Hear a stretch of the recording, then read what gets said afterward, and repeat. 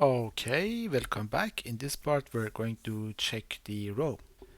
The check row works like this. If we have like 4 different colors, then this check button should be enabled, and then we can check this row against the secret that we have. So if I go here and open the secret, which is for now white, orange, orange and purple. So if I have like one orange here and let's say a brown, a white and a purple here. Here is white. I don't have white here, but I have white here, so I will get one white. Next is orange. I don't have orange here, but I have orange here, so I get another white, 2 whites. Then there is an orange here. I have already used it here, so nothing. Then I have a purple, and here's a purple, so I get 1 black and 2 whites. Right? So this should be clear. I will not explain it further. You can go to the wiki page and find more information, example about how this works. Alright, so I will first go to the action types. Here I will define an action for checking the row.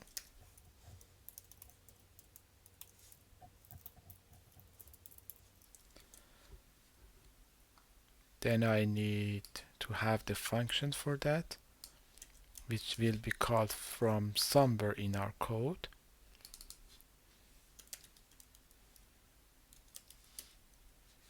And this gets a bunch of hints. And we'll send that to the reducer. And then our reducer will have a case for that check row and will do 2 things. First, we would go to the next row. So when I click check, I would provide something here and I should go to this row. That's number 1. And the second thing is that to fill these hints, which we have it here, based on checking these values against these values. So I will remove this part and I will grab 2 things. One is the current row, which we will add to it, and the second one is the hints. We are taking this from this state and we say that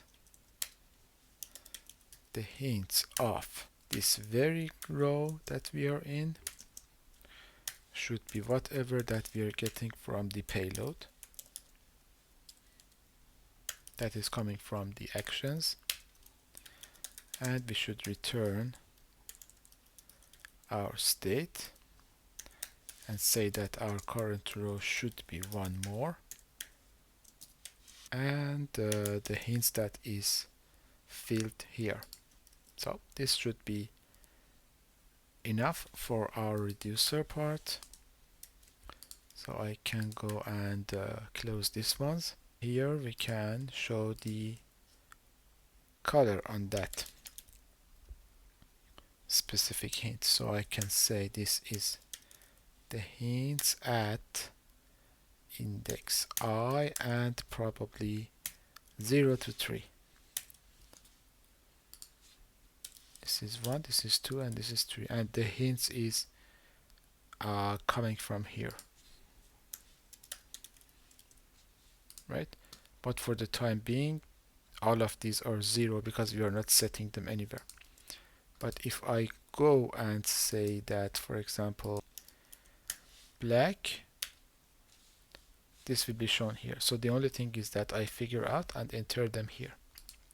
Okay. So this part is done. I will close this as well. Here in the buttons, I would like to change this button, the check button, to its own component. so that all the logic and everything goes there, and this buttons is much more simpler. So I will define a component here, call it check.js. Here I will grab that.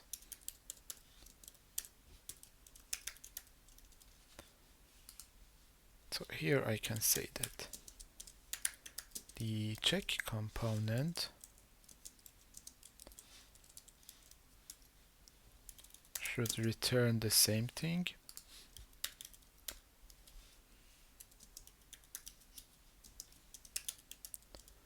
So this should work the same. If I refresh, this shouldn't be clickable until all the values are filled.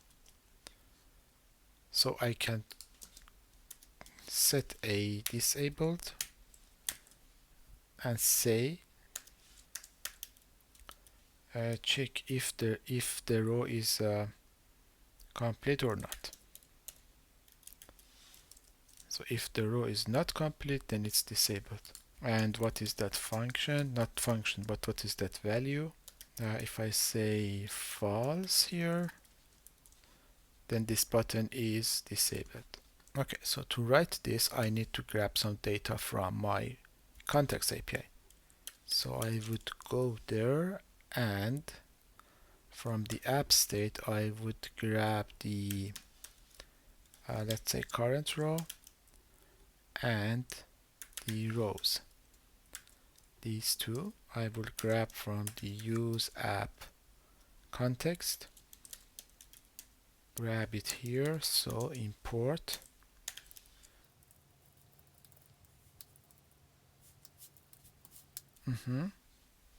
Now that I'm getting these two, I can check that if the rows at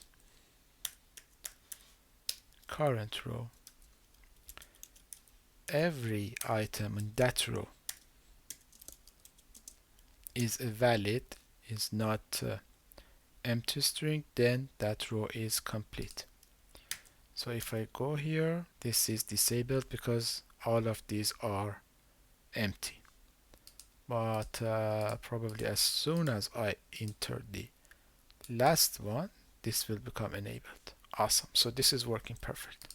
So now we need to have a onClick function for this that will do the check for us.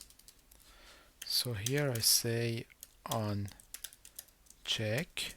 So for now we think that we have done the checking and we get one black and one white. So we dispatch that. We dispatch the what was the name? Check row, I believe. And we can send like a black and a white. So let's say black and white, and like two others are empty. And this check row is going from the actions. So let's say that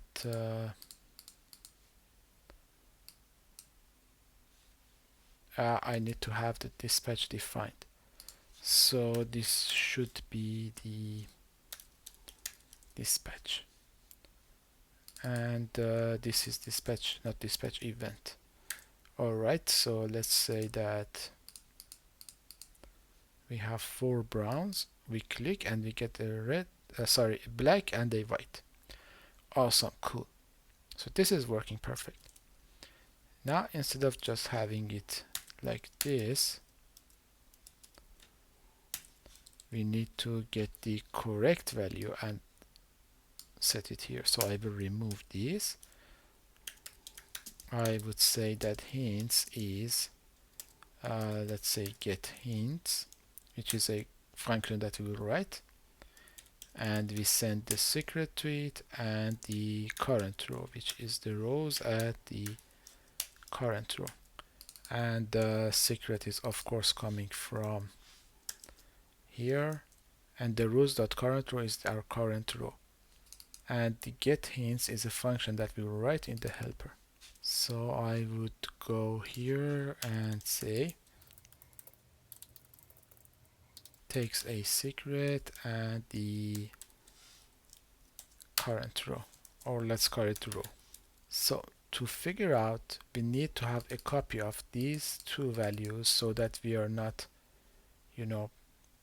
messing up with the correct values. So I would take a copy,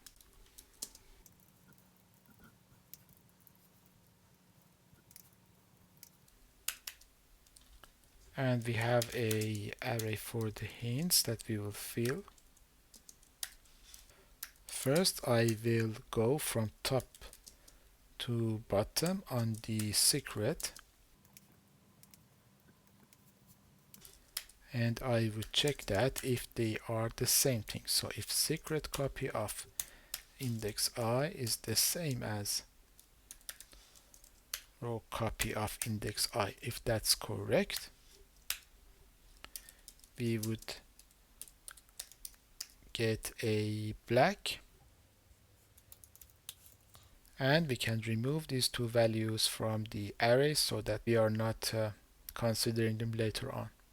So secret copy dot splice, and the same for row copy. And that's why I made a copy, because I know that I will be splicing this array. Okay, now this should give us the blacks, and for the whites I would do something similar. So not 4, maybe I have like 2 more remaining pegs. So I would say for secret copy dot length for whatever is left until I is bigger than 0, and then subtract 1 from I each time, and then let me know if there is any of this color in the rows that I have. So I would say if row copy